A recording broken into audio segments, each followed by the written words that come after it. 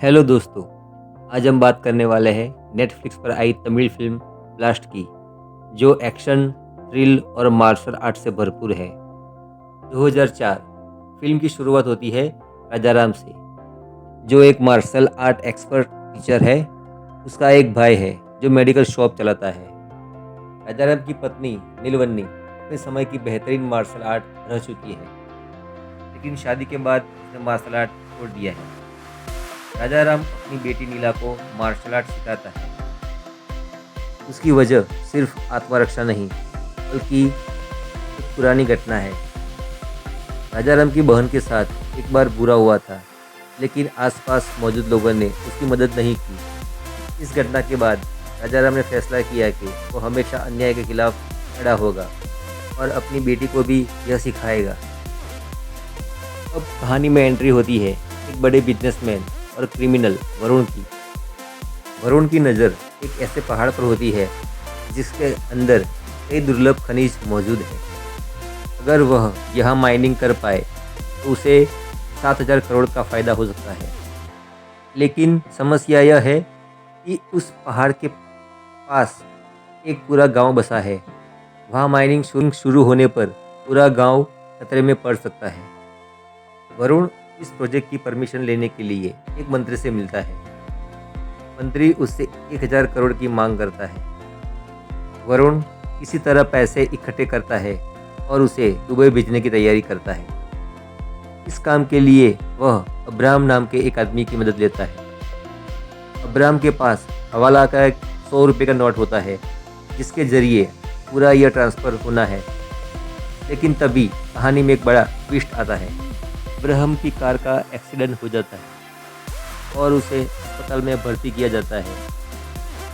उसके पीछे कई गुंडे भी अस्पताल पहुंच जाते हैं और पुलिस को शक होता है कि आखिर इस आदमी को बचाने के लिए इतने लोग क्यों आए हैं।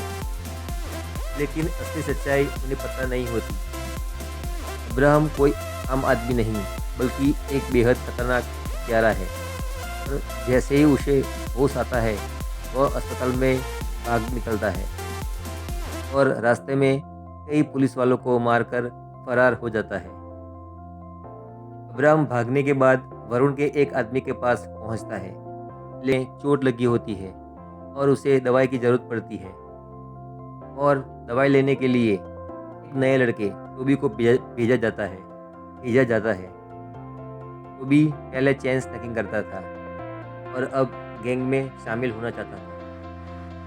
टोबी मेडिकल शॉप पहुंचता है और जहां उसे नीला दिखाई देती है। उसे लगता है कि नीला आसानी से डर जाएगी। वह उसे धमकाकर दवाई ले लेता है और उसकी गोल्ड चेन देखकर उसे चुराने की कोशिश करता है।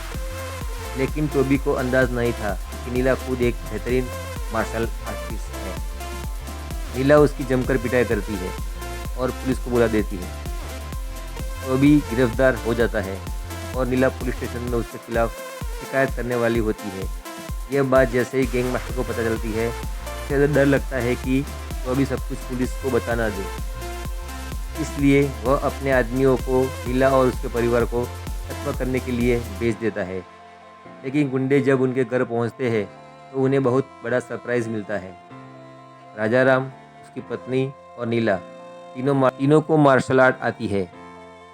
देखते ही देखते पूरा परिवार उन गुंडों को हरा देता है। ये मामला सिर्फ टोबी की शिकायत तक सीमित नहीं है। इसके पीछे बहुत बड़ा अपराध और हजारों करोड़ों रुपए का खेल होता है। दूसरी तरफ अब्राहम अपने पैसे को लेकर परेशान है। उसे अपना पर्स नहीं मिल रहा। इसी दौरान उसे पता चलता है कि उसका पर्स गलती से गैंगस्टर के भाई के पास चला गया है। लेकिन गैंगस्टर का भाई अब गायब है। गैंगस्टर को शक होता है शायद पुलिस ने उसके भाई को पकड़ लिया है। गुस्से में वह पुलिस इंस्पेक्टर के परिवार को अगवा कर लेता है और इंस्पेक्टर को धमकी देता है कि अगर उसका भाई वापस नहीं आया तो उसके परिवार को नुकसान होगा। राजाराम और नीला को यह पता चलता है तो उन्हें एहसास होता है कि उनकी वजह से एक परिवार खतरे में पड़ गया है और वह पूरे मामले को खत्म करने का फैसला करते हैं।